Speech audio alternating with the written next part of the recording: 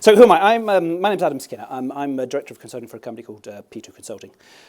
We do a kind of whole range of sort of creative consulting type stuff, to testing, analytics, but an awful lot of program management, an awful lot of PMO activity. And if you're going to pick two words that kind of define the last 8-9 years of my life, it would be PMO on the one hand and Agile on the other. My first Agile program was actually something called Universal Credit, which is a big government welfare reform program, which is also the government's first big Agile program. And as I started on it about 8 years ago with, in fact, our next speaker, Ralph Fincher. We worked on the same program. And it's still going today, which shows you just how successful it was as an Agile program. It's still chunking along. But you know, I really like Agile. I think it's a really fascinating concept, and I think it strips away a lot of the, let's call them almost the lies, the strategic misrepresentation that sits around waterfall programs. So I've become very interested in it. I've become very interested in the ways and the methodologies of doing that. And I spend a lot of time talking to people about how one builds a PMO that sits over an Agile program. However, that's actually not what I'm going to talk to you today about, because actually one of the other things I spend an awful lot of time doing is maturity reviews of PMOs, going in, having a look at that PMO, trying to work out how it could improve and what it could do for various organisations over a period of time. And the way I tend to do that, I've entirely missed out my first bit. I do apologise. I blame that on things. So what am I going to talk about today? I'm going to talk about why Agile principles lend themselves to transforming an office, because actually, I'm a massive fan of Agile. I'm going to talk a bit about how to structure that transformation in an Agile fashion. I'm going to talk about how to control and measure that transformation and top tips for maintaining pace and energy. The really important thing about this slide is that what I'm not going to do is talk about what an Agile PMO does. That's an entirely different presentation. If we've got 5 minutes at the end, I might give you kind of a couple of my thoughts on the subject. But this is entirely about how does one use Agile principles to deliver a PMO. So I won't be offended if you're in the wrong room and you need to sort of bugger off now. Right, back to the script. So I spend a lot of time doing classic waterfall PMO transformations. And what that tends to involve is going in, working with a client over a period of kind of 2-3 weeks, understanding some form of model, and this is one of the ones that we use at my company. It talks about different ways you can deliver controls and services in your PMO, trying to understand where they currently sit, where they want to go to, and the journey they need to go through. And then you build a delivery plan and you help them implement that. And actually, you know, there's nothing wrong with that, actually. It's worked for me on a number of occasions. It delivers the goods. But there are some quite fundamental challenges when you go in to do what I think of as a waterfall PMO transformation. And I think they try to fall into 3 blocks. One of them is what I call the strategic challenge, or the permanent beta challenge. And I'm massively keen on the fact that PMO is entirely there to serve the program, the portfolio, whatever you want that P to stand for. It is there to serve decision-making in that environment. The decisions that environment needs to take change as you go through the life cycle. So the PMO you want at the beginning of a program is very different to the implementation, is very different to the go-live, is very different to X, Y, and Z. So there's something incredibly fundamental about the fact that the PMO needs to change to meet the needs of the organisation it's supporting. That PMO should be in a constant state of flux. So there's something quite important about the fact that if I come in and tell you this is where you need to get to in a year's time, 6 months down the line, that probably will have changed. So the classic way of delivering PMO transformation doesn't really fit that model too well. The other real problem I find about PMO transformation is what I call the burning bridge problem. The fact that, quite frankly, events get in the way of delivering your transformation. You know, when you are trying to improve a PMO, you are both running the PMO and you're trying to make it better. So the concept that I can sit there and just create a whole chunk of time to transform this wonderful thing, while stuff's exploding over here and I've got stego packs to go out over there, it just is very, very alien. It's particularly hard to do if you can't bring in external resource to help you do that. So if you're just trying to deliver it within your current resource budget, very hard to do what I think of as a true waterfall PMO transformation. And the third real problem you have when you're trying to do a PMO transformation is the fact that you're trying to get your resource to deal and to do some quite difficult stuff. So they can't just be focused on turning the handle. They have to be thinking in quite a different way to sort of drive that implementation. And that takes a lot of energy. It's what I call the boom and bust problem. So, and you see this quite a bit. You come in, we're going to transform the PMO. We are like this, we're going to go and do this. And everyone kind of runs around and does this wonderful stuff. And then everyone kind of collapses in a heap after 2 months of trying to do it. And that's not sustainable. And I think we all accept we live in a world where actually the PMO is never quite perfect. It needs to be continually changing, continually improving what it does to meet the needs of the organisation and the different stakeholders. So something incredibly important about actually how does one develop a methodology and a culture that allows continuous improvement of what the PMO does. So, Waterfall is great. This approach is great if you can bring in the resource to do that. If you can't, I'm a really big fan of trying to think in an agile fashion. I'll talk a bit later about what I think agile means, but just to try and tackle those 3 key problems, you've got the classic one of changing strategic priorities for the PMO. And actually what I call the concept of the PMOs is or should be in permanent beta, constantly trying to get to the right answer because it constantly needs to change. If you use an agile approach, actually agile has a thing called user stories, and they can shift around. Your strategic priorities are allowed to. They are supposed to shift around because this is the real world and strategic priorities shift around. Almost more fundamentally, and actually this probably should have gone number 1 now I think about it, mainly because actually this is the thing that always stops you, the burning bridge problem. You are trying to do transformation, stuff gets in the way. Now, the beauty of something like Agile is it accepts that's going to happen and it allows you to continually readjust what you're focusing on based on the priorities of the moment. So rather than fighting against the burning bridge, the steerco pack, the changing needs around resourcing, whatever, you can actually pull that into your need and use that burning bridge to drive forward your transformation. And third, the constant improvement of the PMO, trying to avoid this concept of boom or bust. It's trying to find a mentality that allows you to continuously improve as part of your BAU without burning out your team. So, for me, this is the end goal that tries to fix what I think are the 3 really big problems about trying to deliver transformations of your PMO. A little bit of a crash course on Agile, if I may. Can I just get a sort of sense of, how many people in the room have kind of heard of Agile but not really been too heavily involved in it? How many people have kind of worked on what you might think of as an Agile PMO, so they have a sense of kind of really sort of driving Agile in a program environment? Great. And anybody got the Agile Manifesto on a poster on their wall in their bedroom? Great. Okay. What I'll do, let me spend about 5 minutes on this then, just to give you some of the concepts behind Agile. Because if anybody comes into you, you're sitting in your PMO, and says to you, we are driving our program through Agile. We are doing it Agile. You can tell them to bugger off, because actually Agile, as you know, is just a series of principles. Unless they can define for you a series of methodologies, how one signs stuff off, what the cadence is, and so on, they don't really know what they're talking about. This is one of the more popular ones. It's called the Scrum Framework. I'm not suggesting we follow that. I'm just going to use this as a way of trying to pull out some of the key approaches, I think, that work quite nicely in an Agile methodology. So really, when you're doing Agile, there's a couple of really important things. You have a concept called the product owner.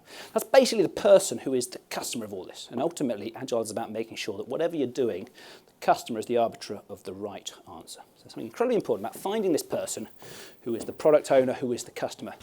That person is on the hook for defining what good looks like.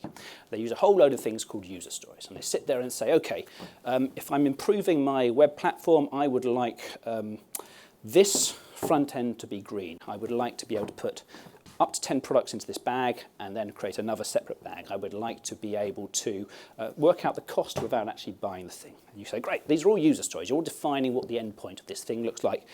Now I'm going to use your knowledge or understanding of what good looks like for you to tell me what is the priority of these, because you can't have everything. Actually, what is more important, the color of the bag, or the I can't remember the other example I gave, the kind of the cash one. So that individual's sitting there and he's saying, right, let's work out what all these user stories are. Let us work out the priorities of those. So then you have a list of stuff that needs to happen. Boom, boom, boom, boom, boom, boom. This is great. Then you can start doing what we call the sprints, and that's between 1 and 4 weeks, and that's a really focused period of activity to develop these particular user stories based on the priority they are. And the point is you have a team who are co-located, working together to build those things, and you have the business in that team. And the business is continuously looking over your shoulder to say, that is the right answer, I like that. You can continually adapt what drops out of your product. Then at the end, and this is really important, you go back into it and you look at what's happened over the last 2 weeks and you say, did we move at the rate we wanted to? Can we sign off this stuff? Is the client happy? Is the customer happy? And if not, what are we going to do? Is you create a new user story that drops in. So the important things I'd like you to kind of hook onto there for what we're going to talk about in a second is this idea that the customer is always right, almost by definition. Value is derived by what the customer thinks is the right thing. We are trying to accept that there is not a perfect answer. There is just a list of stuff that we want to try and do, defined as these user stories, which are very clearly trying to say what the output of this stuff looks like.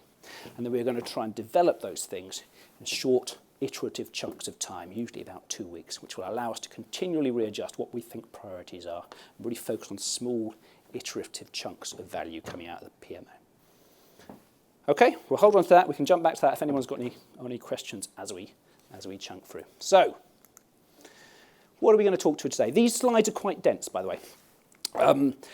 I make no apology for that. What I think we'll try and do, because we've only got sort of 40 minutes or so, I'll give you a general approach, a general walk through the way it works. And if you want to use this, you'll have the slides later. Hopefully they're dense enough that you can pull them out and actually remind you of what we were talking about. So there's quite a lot of density in there. We'll work through it as best we can.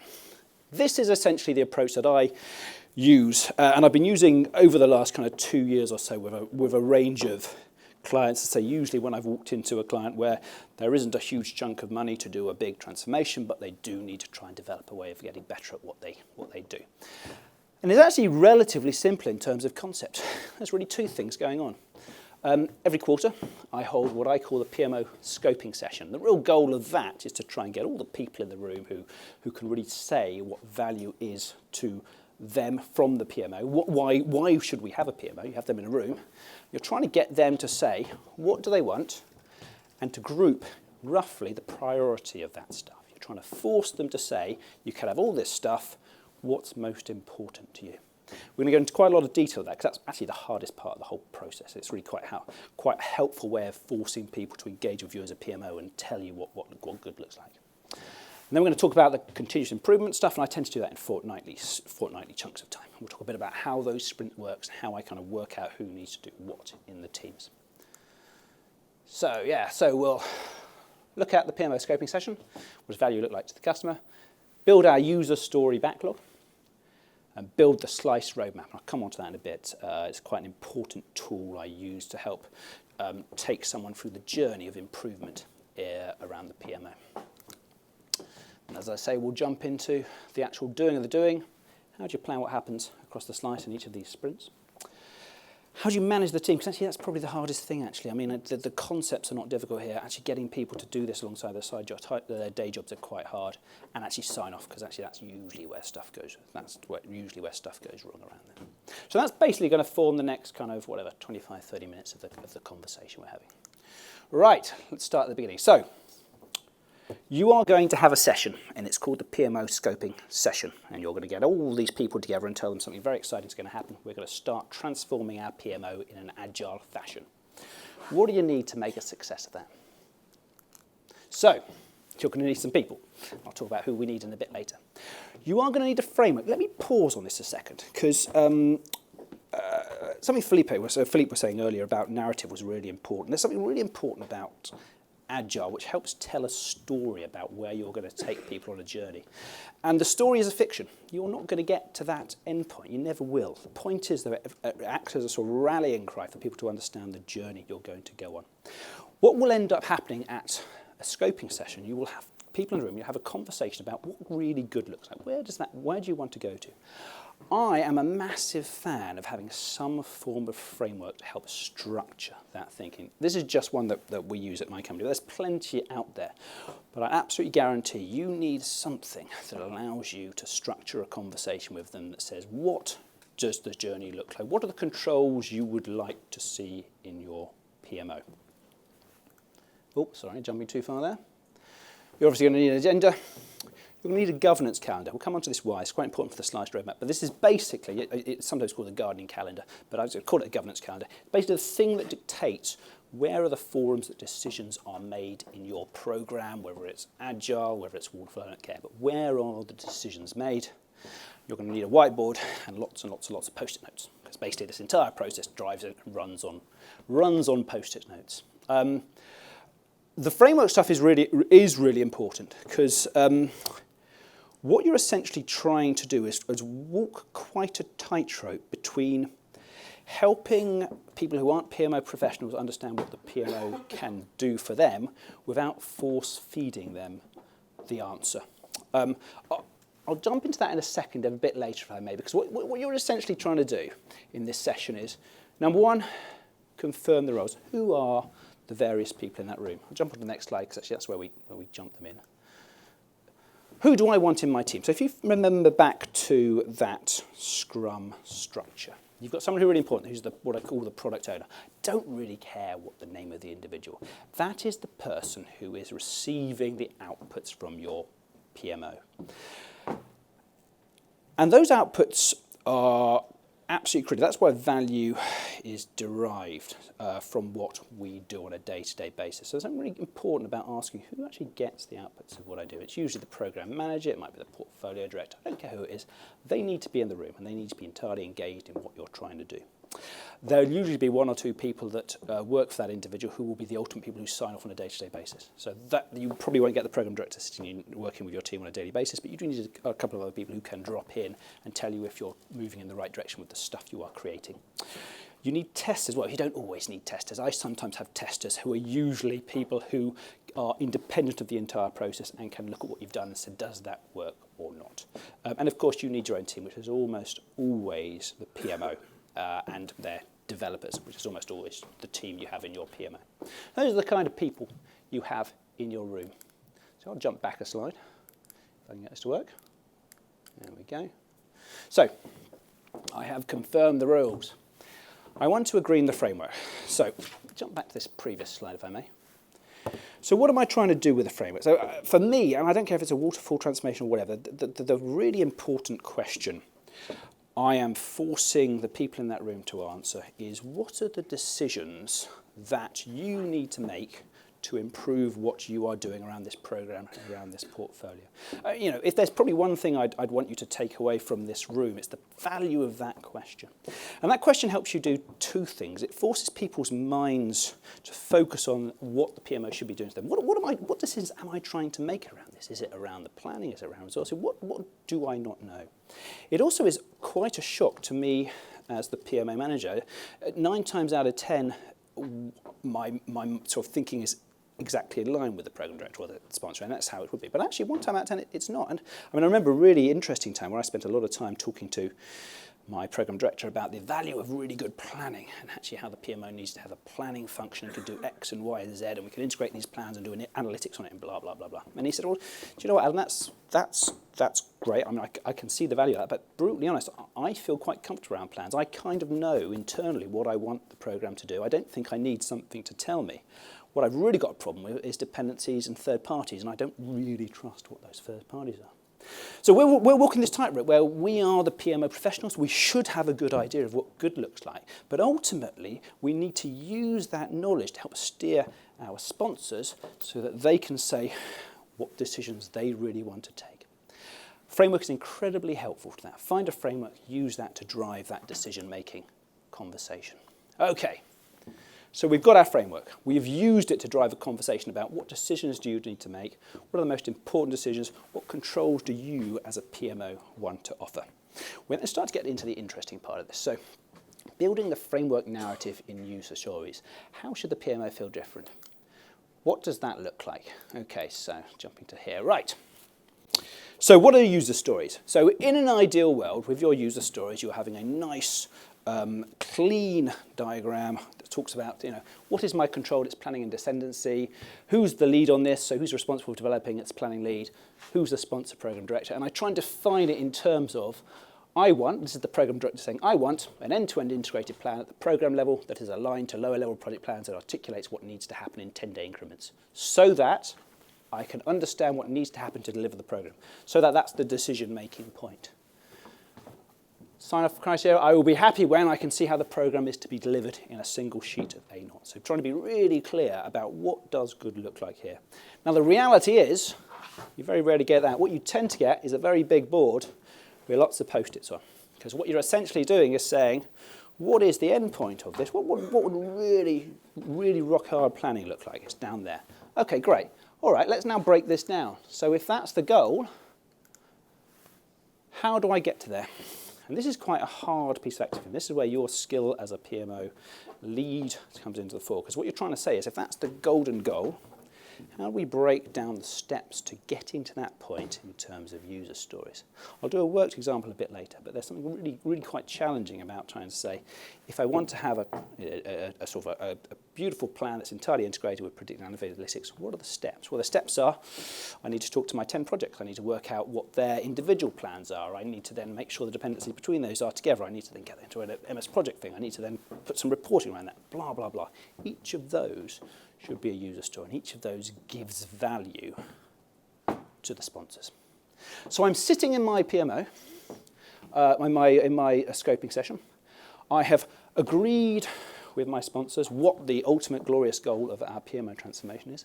I have worked with them to break down the key user stories that takes us on a journey to those spaces, ideally in chunks of 2 days of work, because that's quite a nice, easy chunk to kind of work with. What am I doing next? I'm going to jump back to that. I've got my answer there. I'm building the slice roadmap. So what on earth is a slice roadmap? This is a tool I use an awful lot in my PMO transformations. And I say I tend to use it. It doesn't really matter if it's Waterfall or Agile. But what I'm essentially trying to do is say, right, I have a big vision of the future. There are a range of controls I've got based on my various different frameworks. And there are things that come together to do something quite sexy at a various governance forum. The trick is to try and articulate what looks good as you pull those user stories together in a governance forum, and then start to put a bit of value around that. So here's a classic example, actually. So I'm sitting there and saying, I've got a load of user stories. The first most important thing is to bring them together so I can showcase a believable plan with a level of confidence around it. The next most important thing is so we can show key areas of risk on the plan and the cost of individual mitigation. So I'm able to overlay onto the plan my risk model. Finally, I've got a fully functioning cost QRA view over the plan, and I can decide on the level of contingency I have to put in. It's just an example, but gives you a sense of what do I think is a sensible journey to show off value from my PMO. This is what my steer code, this is what my sponsors have said to me. This is the journey we are going to go on. Note there are no timelines at the top. I am simply saying this is the priority stuff. These are the various governance forums that we are going to show these things off to in terms of the priority. Visualization, so important. I've written some words there. You don't want words. You want a picture of something. If I've got a picture of what the report looks like at the bottom, everybody knows what they're going to. And if I hadn't been stuck in a hospital for the last week, you'd have had some nice pictures down there, so sorry about that. But basically, you're trying to get lots of nice pictures along this so people know about the journey you are going through. And governance proof points. I mean, proof points are so important. We'll talk a bit about show and tells in a bit, so how you validate what you do. And one of the challenges of what you do in the PMO is the small improvements don't always generate really big value spikes. But the governance forums where you can show off a big improvement of knowledge really do. And I'm a massive fan of trying to link all of my activity into the governance forums where I can show that stuff off. So I call this thing the slice roadmap. I call it because actually I think of these as slices. A slice of activity will give us this improvement here. Another slice will give us that. Slice 3 will give us that. If I give you a very quick worked example, where do we want to get to on resource management? Because I don't know if you know Lindsay. Lindsay's very excited about resource management, and the PMO Flash guys talk about it a lot. So I really wanted to talk a bit about how might you do this around resource management. So you might start with a golden endpoint of resource management. I want confidence that the resource forward look aligns to the plan on the page, so that I have confidence our resource loading aligns to the level of work. It makes a lot of sense. The sponsor is the program director. He'll be happy, or she'll be happy, when I can be shown alignment between the resource forward load and the plan on the page at a regular forum. So I can see something that shows me that my resource load matches the plan on the page. Great, but there's a lot of steps to get there. What are those steps? Well, I need to agree role descriptions so I can align those to what I think the resource needs of each of my individual projects are. I want a view of the current role of FTE at workstream level so that I can understand the current resource load of the program. So what is the as-is resource load I'm dealing with? I want a view of the FTE forecast going forward 12 months so I can understand the future resource load. And actually, of course, you'll have a dependency coming in here.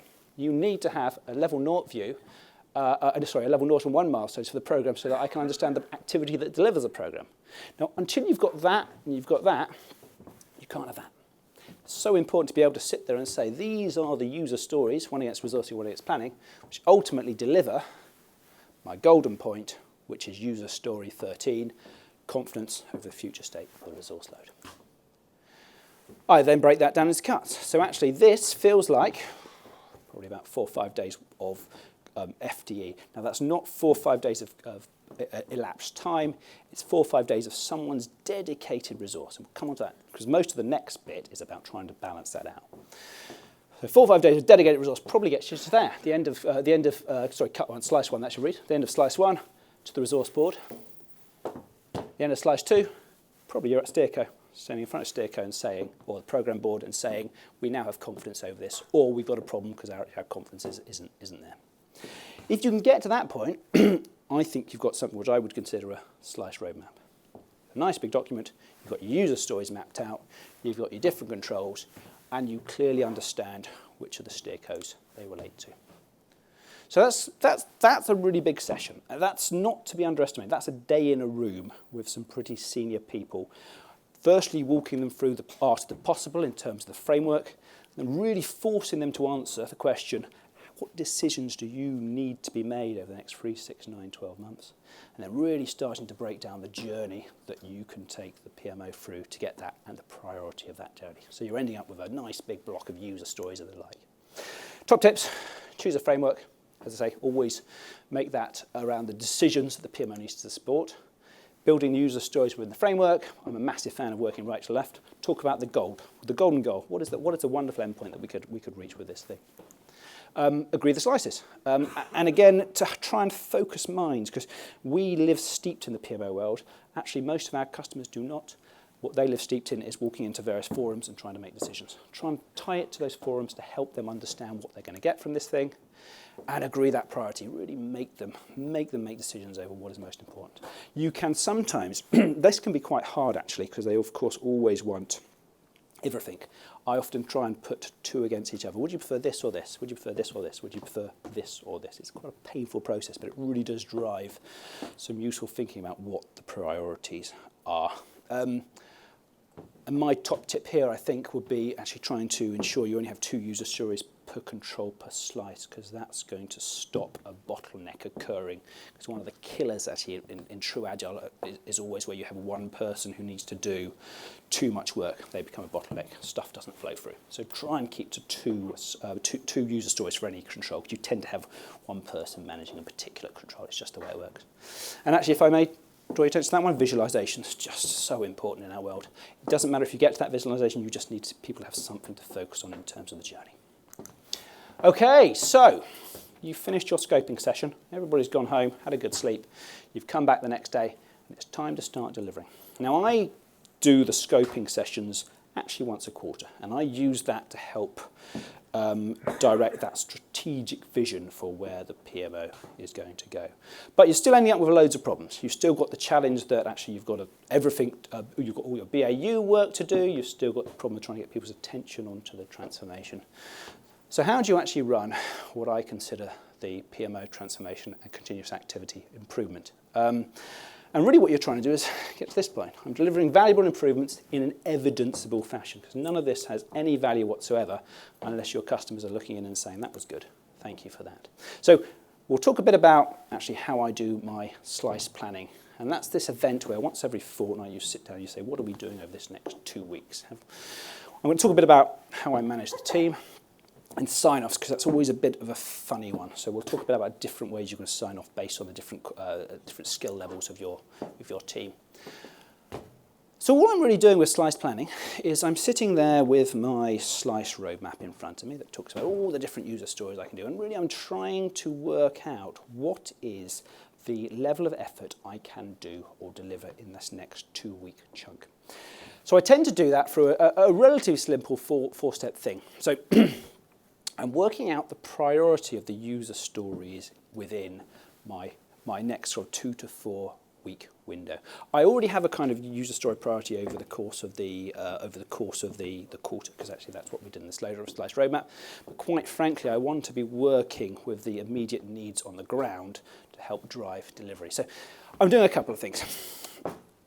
Talk about dependency links for a second, because one thing that is very different between agile development and actually PMO transformation is agile development, you tend to build user stories that are independent of each other. So, okay, I'm either going to improve the color of the front end, or I'm going to add in a new bag option. It doesn't work like that in the PMO. Almost all the controls and all the really clever stuff you want to do in the PMO comes from integrating information and telling the project managers and the sponsors something they don't know already. You can only really do that if you're taking information, you're processing it, you're kind of bringing it together. Where that takes you to is a lot of these user stories and a lot of these clever endpoints require dependencies. It means you can't do that until you've done that, and that. So first things first, you need to have a really good idea of what's the dependency of the user stories you are trying to deliver. The next thing I worry about is the tactical priorities. What are my burning bridges? So you'll be sitting in a room and suddenly you'll have a shout from the program director, what is the resource profile going forward? Now actually, rather than stopping all your work on the transformation, you want to find a way to factor that into the work of the individuals on the ground. So I'm a massive fan of then using those burning bridges. If something needs to happen in the PMO, and there's user stories a bit further down in the planning, pull that forward. Use that to drive that transformation. And again, strategic priorities. Sometimes stuff just changes. Don't worry about it. Roll with it. Bring that change in and work with it. But those first two are the real killers that'll drive the priority. So I've worked out my priority. I've worked out my loading. I'm sitting with my team in the room. I'm trying to work out, is this a small user story, medium, large, extra large? If it's bigger than extra large, you should just break it down, because actually more than 3 days of effort doesn't really work. Where there's disagreement, there's all sorts of estimation techniques one can use. I won't go into those at the moment, but there's all sorts of clever stuff one can do. So I'm sitting there with my priority of user stories I'm going to deliver. I'm sitting there with an understanding of the load, the level of effort I'm trying to do. Then you start to get into an interesting conversation. And this is incredibly helpful, particularly if you can't bring in a separate team. I call it the BAU load conversation. I'm basically trying to say, how much effort is my team delivering to do the business as usual? And I personally think all PMOs should do this. And one of the really useful things about the way the PMO Flash Mob and PMO Learning focus on PMOs is for them, the PMO needs to make sure it has a lot of space to, well, have a cup of tea, I think is the way they try to talk about it. But the point is, you need to have space to have conversations with people. You need to have space to go out and meet the wider team. So I think there's something really important about challenging your team to say, what is your BAU load?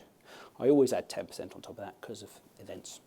And then you've got basically your transformational pot. This is the amount of effort we can use to change the PMO.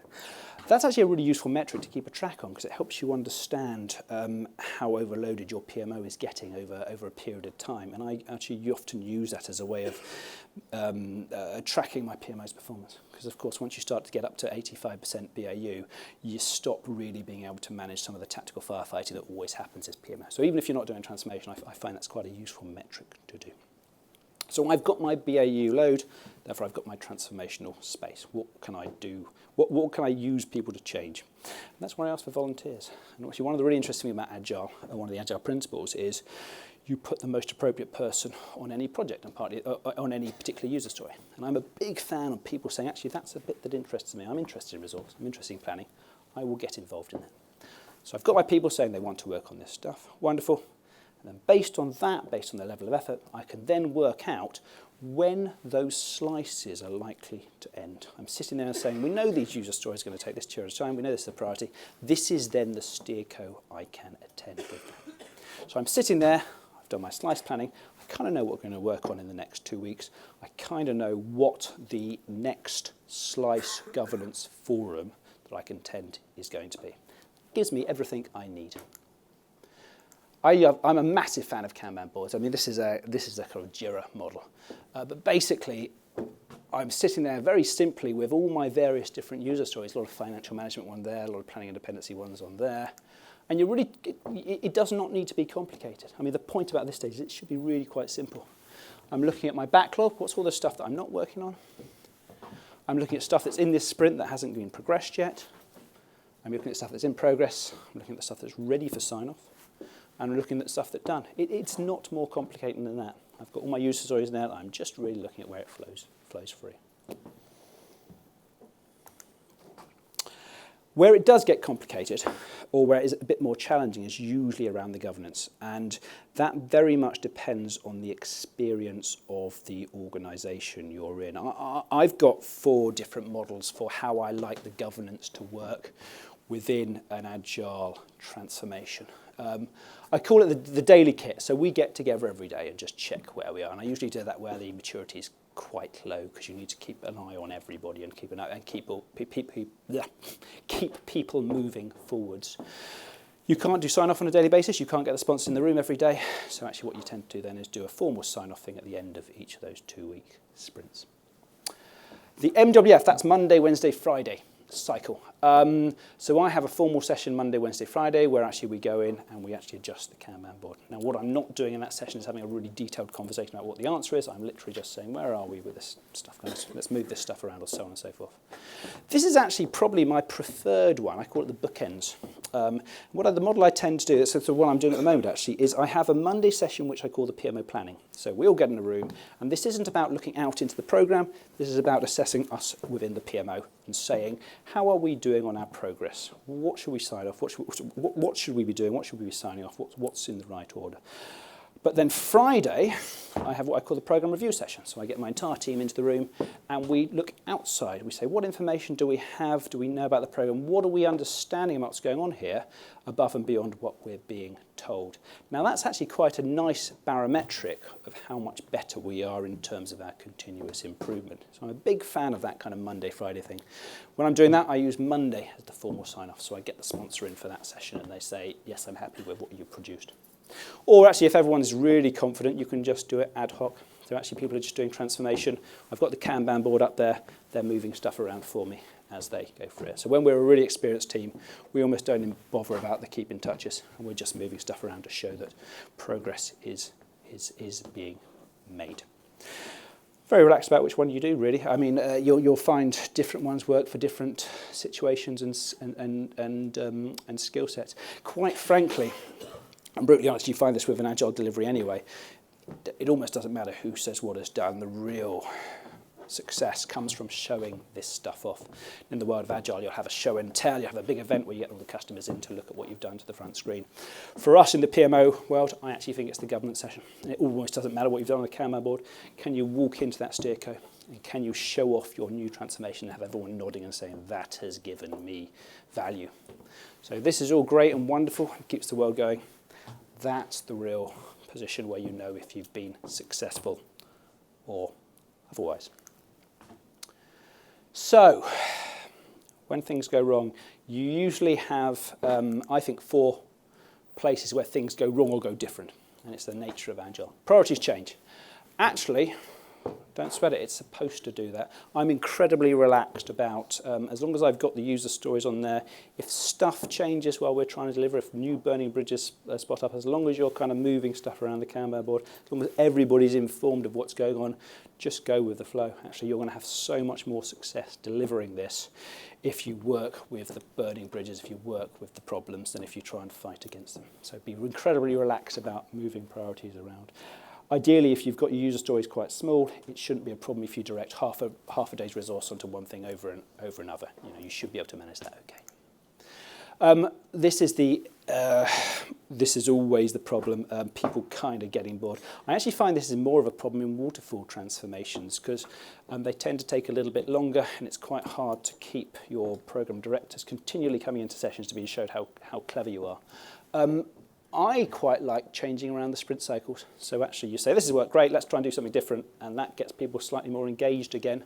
The other thing is actually trying to get the sponsors to present the new stuff at governance forums. So rather than me showing something new on, I'll get the sponsor to do it. They're the customer, they've asked for this, they're the ones who can really get the fanfare from that. It's a great little way of getting them re-engaged in the process when they've started to get bored. This is a killer. It's that growing BAU effort. And if you're keeping track of that, I usually have about an 80% mark. If my team is saying that they are 80% utilised in business as usual activity, forget the transformation. You've probably got a fundamental problem in the amount of work that they're doing anyway. But there's something really important about tracking that, keeping honest about the BAU level of effort, and actually having a conversation with your sponsors that says we can't keep improving if we are working as hard as that. As long as you've got the data, you can have the conversation. If you can't, you can't. And this is an interesting one. So dev capability team, that's basically saying, are my PMO team skilled enough to do the transformation, to make the new stuff, as opposed to just turning the handle? You know what, that's, if I went back 10 years, that would have been the number one problem, because you'd be working in PMOs where actually it was a lot of people who basically struggled in the rest of the program and didn't just want to be there turning handle. It's far less of a program these days, because actually you've got people who see PMO as its own profession and are excited about it. We have events like this. But you do need to keep an eye on that, because this only works if the people who are delivering the user stories get what they're trying to do. I am not averse, and this is deaf to Agile, because actually in the Agile keep in touch is you should never talk about solutions, you should just be talking about progress. I actually don't mind expanding out some of my keep in touch sessions so they can function as a bit of a brainstorming session as well. So actually, if you're struggling to make momentum, if you've got user stories that just aren't getting closed off, I try and expand the time I have people in rooms, and we go from just a progress tracking session to a genuine brainstorming, trying to fix the problem. It's not ideal, but it does seem to work sometimes. So, if I just jump back to this worked example. So we've got the resource model idea. So we're looking at what we're trying to do. Remember this, we're trying to get to a place where we've got our resource profile. I'm only looking at slice 1 because that's the only thing we're worried about in the first reference until we get through it. I've got these 2 user stories to deliver, user story 3 and user story 7. It was a key audit point, and the review is coming up, so I know it's both a strategic priority and a burning bridge. It's something we're going to be focused on, which is great. We talk around the team. We think user story 3 is about half a day, so it's a few hours to draft and then a sign-off meeting. But user story 7 is a bit more intense. It's a working session with each workstream manager to agree current full Pmo equivalents on the teams, about a day. So we've got about a day and a half worth of effort in there. John's our resource expert. He's worked on that in the previous programs. He's got 6 days of BAU, full-time equivalent, this sprint. So he's got, so we'll assume that's 7. We're going to bump it up by 1 just because that's the stuff's going to happen. We know he's got 3 days of free time to focus on continuous improvement. We allocate US 3 and US 7 to him. We're going to miss this week's resource board because actually it can't be done within the next week. We're going to target next week's resource board to present that. So I know where my slice is going to end, which is next week's resource board. I know who's working on it.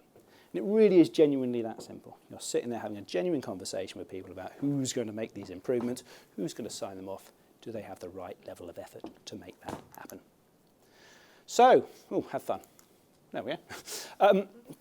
So, you know, I don't want to kind of try and overcomplicate this. It shouldn't be complicated. What should be complicated is building user stories. The process shouldn't be complicated.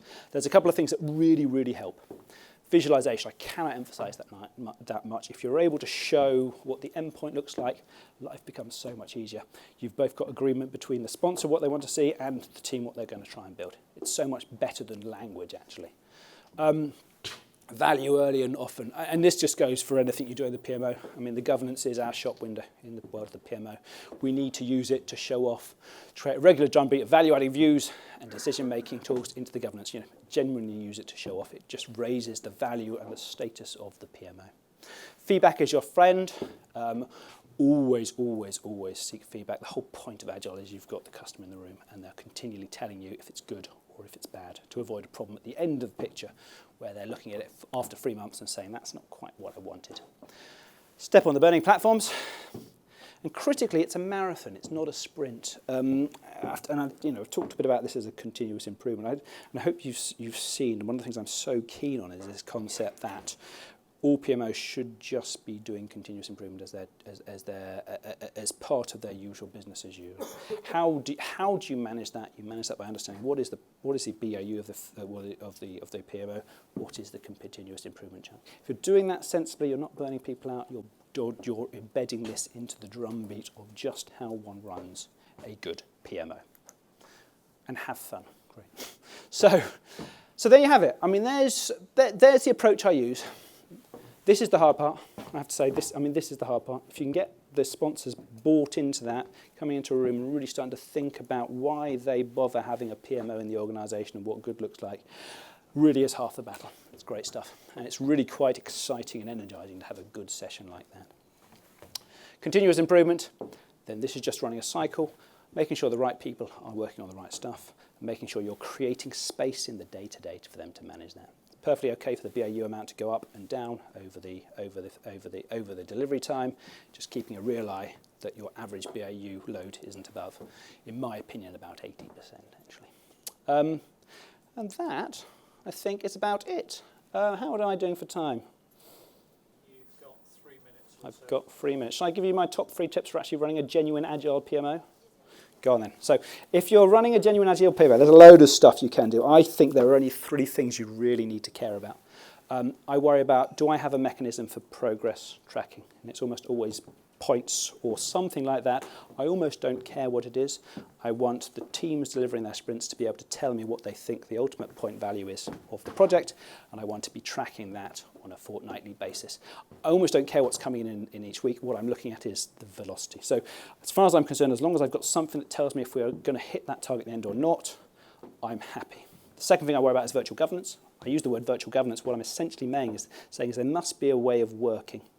There must be, in that way of working, some form of acceptance protocol, whether it's the product owner accepting stuff into the sprint and out of the sprint. You as the PMO are not driving bits in the process, but you do have to, I'm going to use that awful word, police it.